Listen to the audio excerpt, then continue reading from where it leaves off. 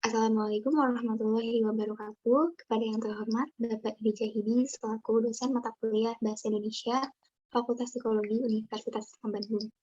Pertama-tama, perkenalkan nama saya Al-Fatihani Khairunisa dengan nomor pokok mahasiswa 10050021117 asal kelas C. Di sini saya akan mempresentasikan secara singkat artikel ilmiah yang saya buat dalam rangka memenuhi ujian akhir semester 1 dengan mengangkat topik penerapan metode reward dan punishment terhadap motivasi belajar siswa. Di bagian pendahuluan, proses pembelajaran seringkali dikaitkan dengan kegiatan belajar yang formal di sekolah dengan adanya guru dan siswa. Guru berperan sebagai pengantar ilmu pengetahuan pada siswa dan juga sebagai motivator bagi siswa. Sebagai motivator bagi siswa, guru diharapkan dapat mendorong semangat serta meningkatkan minat belajar siswa. Salah satu caranya adalah dengan menerapkan metode penguatan atau reinforcement berupa reward dan punishment. Oleh karena itu, perlu diketahui bagaimana dampak penerapan reward dan punishment ini terhadap motivasi belajar siswa. Kemudian selanjutnya, untuk meninjau bagaimana dampak, kita perlu mengetahui dulu pengertian dari masing-masing indikator. Yang pertama adalah siswa. Dalam Undang-Undang tentang Sistem Pendidikan Nasional, siswa didefinisikan sebagai bagian dari anggota masyarakat yang sedang berusaha untuk mengembangkan potensi melalui pendidikan dalam tingkatan, jalur, dan jenis tertentu. Sementara belajar merupakan proses penyesuaian yang berlangsung progresif, dengan ditunjukkan oleh perubahan tingkah laku sebagai hasil dari adanya rangsangan yang mempengaruhi isi ingatan siswa, seperti hasil dari latihan ataupun pengalaman. Belajar dan Effendi memaparkan prinsip-prinsip belajar. Yang pertama, belajar adalah pemerolehan perubahan tingkah laku. Yang kedua, hasil belajar ditandai perubahan seluruh aspek tingkah laku. Yang ketiga, belajar adalah suatu proses. Yang keempat, proses belajar terjadi karena adanya dorongan. Dan yang kelima, belajar merupakan bentuk pengalaman. Sementara motivasi belajar diawali dengan pengertian motivasi yang didefinisikan sebagai kekuatan yang terdapat dalam diri organisme untuk mendorong untuk berbuat hal-hal yang mempengaruhi motif disebut dengan motivasi.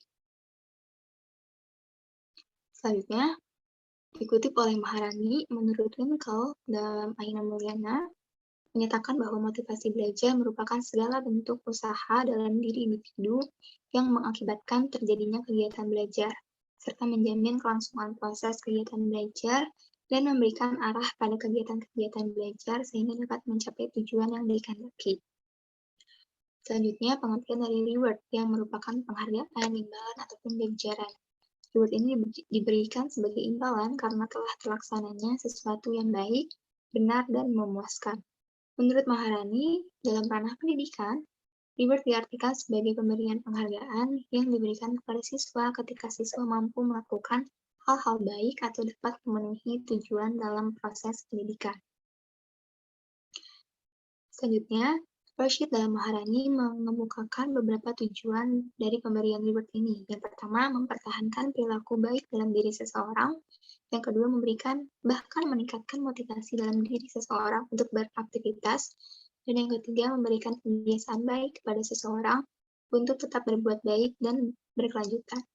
Dalam implementasinya, reward ini ada dua bentuk. Yang pertama, reward secara verbal seperti pujian, dan reward non-verbal seperti hadiah, acungan jempol, ataupun tepuk tangan. Sementara punishment, menurut Fajar dalam Rubianti, menyatakan bahwa punishment merupakan bentuk usaha edukatif, memperbaiki dan mengarahkan siswa ke arah yang benar, bukan merupakan praktik hukuman dan siksaan yang memasung kreativitas siswa. Sudirman dalam Rubianti menyatakan, hukuman itu adalah penguatan negatif.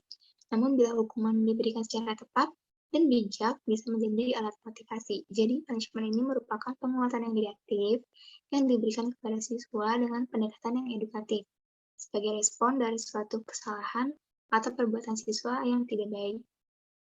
Selanjutnya, punishment ini bertujuan untuk memperbaiki dan mengarahkan siswa kepada hal yang lebih baik tanpa adanya unsur dendam, serta dapat dijadikan motivasi bila tepat pemberiannya. Maka agar tujuan punishment ini sebagai alat pendidikan bisa terwujud, guru perlu memahami syarat sebelum memberikan punishment. Dan di bagian pembahasan, penerapan metode reward dan punishment dalam ranah pendidikan nyatanya berkaitan dengan tingkat motivasi belajar siswa. Pada dasarnya, manusia merupakan makhluk yang rasional. Jika manusia merasa untung, mereka akan cenderung melakukan kegiatan dengan berulang. Namun sebaliknya, jika manusia merasa rugi, maka kegiatan tersebut akan ditinggalkan. Nah, hal tersebut juga terjadi dalam penerapan metode reward dan punishment. Pemberian reward oleh guru merupakan bentuk nyata dari motivasi ekstrinsik sebagai hasil dari tercapainya suatu tujuan. Pemberian reward oleh guru tidak selamanya berupa benda. Reward berupa ucapan ataupun tepuk tangan dan catatan kecil bisa diterapkan oleh guru. Perlu diperhatikan agar pemberian reward ini tepat sasaran, guru harus tahu siapa siswa yang berhak dan bagaimana cara penyampaiannya, sehingga pemberian reward ini diusahakan tidak membuat siswa lain menjadi iri, namun memicu siswa lain untuk bisa mendapatkan reward yang sama. Sementara punishment, walaupun berarti hukuman, bukan bermaksud memberikan hukuman yang membuat siswa menjadi trauma. Punishment yang diberikan bertujuan untuk menyadarkan siswa dan meningkatkan motivasi siswa. Tidak dimaknai dengan hukuman fisik, melainkan hukuman melalui nasihat ataupun teguran. Sehingga pada akhirnya, pemberian reward dan punishment dalam kegiatan belajar itu perlu dilakukan. Adanya reward sangat bermanfaat bagi siswa, terutama dalam memberikan semangat dan dorongan baru dalam kegiatan belajar. Punishment bertujuan agar siswa tidak mengulangi lagi kesalahan atau pelanggaran yang diperbuat, juga memperbaiki atas perilaku yang salah dan menguatkan hasil dari punishment itu. Baik reward maupun punishment, keduanya perlu diperhatikan macamnya dan disesuaikan dengan kondisi dan situasi siswa. Guru diharapkan mampu dan paham syarat-syarat dan juga bagaimana cara penyampaian reward dan punishment agar tujuan untuk meningkatkan motivasi belajar bisa tercapai. Sekian pemaparan singkat artikel ilmiah yang saya susun. Selebihnya mohon maaf bila ada kesalahan kata, dan terima kasih kepada Bapak Yudi Jayudi telah mengajarkan saya khususnya mata kuliah Bahasa Indonesia selama 1 semester. Saya memohon maaf bila ada kesalahan. Wassalamualaikum warahmatullahi wabarakatuh.